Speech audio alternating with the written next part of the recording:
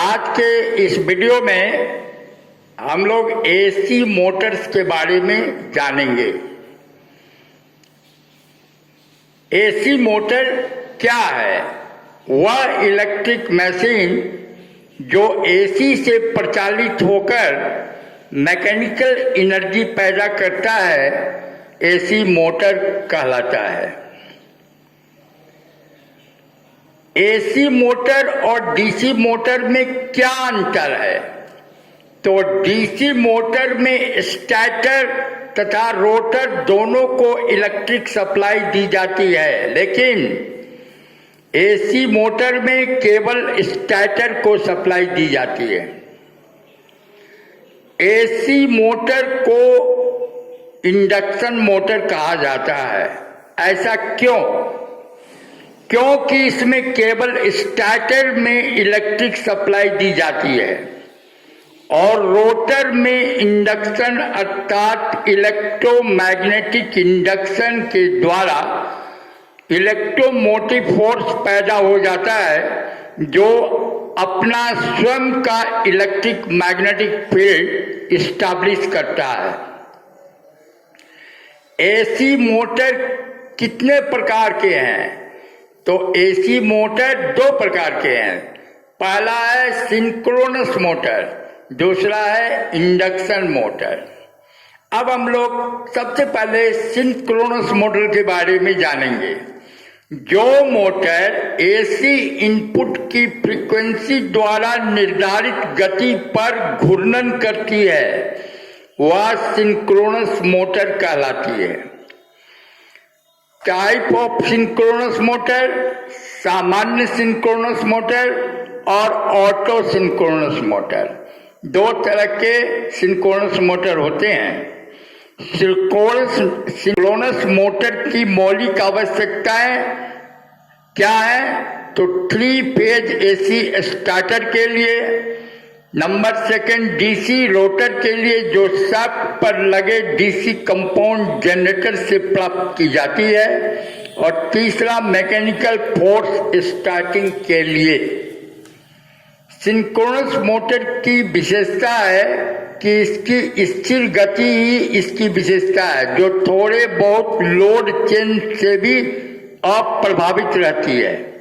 इसका उपयोग गणना यंत्रों, कंप्रेसर पंप में एवं पावर फैक्टर को सुधारने के लिए किया जाता है, जहां पर पावर फैक्टर का फॉर्मूला है P = 120 × F/n, जहां P है पोल्स की संख्या, F है फ्रीक्वेंसी हर्ट्ज में और N है रिवॉल्यूशन पर मिनट।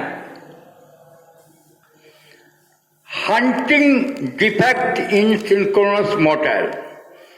सिंक्रोनस मोटर में अचानक लोड चेंज के कारण उसकी रोटेशनल मोशन में थोड़ा बहुत अंतर पैदा हो जाता है, और ये थोड़ा बहुत अंतर पैदा हो जाना हंटिंग डिफेक्ट कहलाता है। इस डिफेक्ट को दूर करने के लिए रोटर पोल्स पर फील्ड वाइंडिंग के अतिरिक्त एक वाइंडिंग और लपेटी जाती है जिसे डैम्पर वाइंडिंग कहते हैं। अब पॉनी मोटर क्या है? What do mean by pony motor?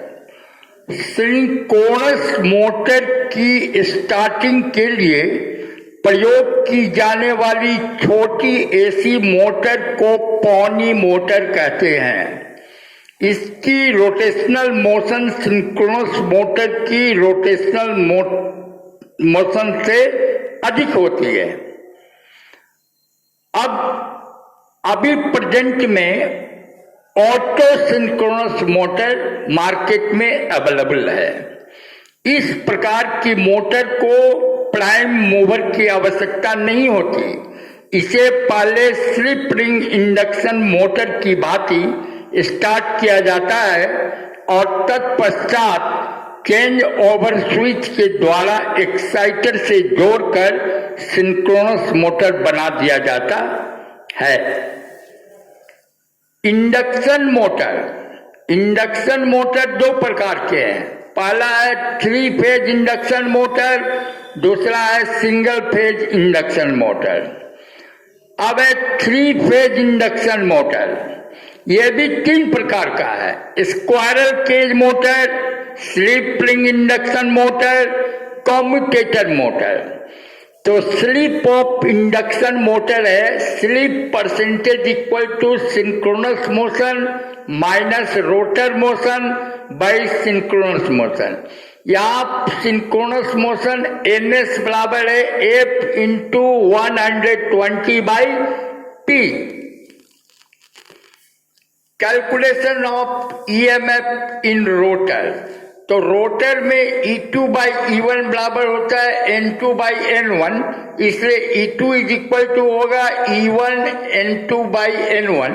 यहाँ पर हर सिंबल का यूजुअल मीनिंग है। E2 बराबर है रोटर में उत्पन्न इलेक्ट्रोमोटिव फोर्स प्रति फेज वोल्ट में, E1 है स्टार्टर में आरोपित इलेक्ट्रोमोटिव प्रति फेज वोल्ट में, N2 है रोटर में प्रति फेज वाइंडिंग की लपेट संख्या, और N1 है स्टार्टर में प्रति फेज वाइंडिंग की लपेट संख्या।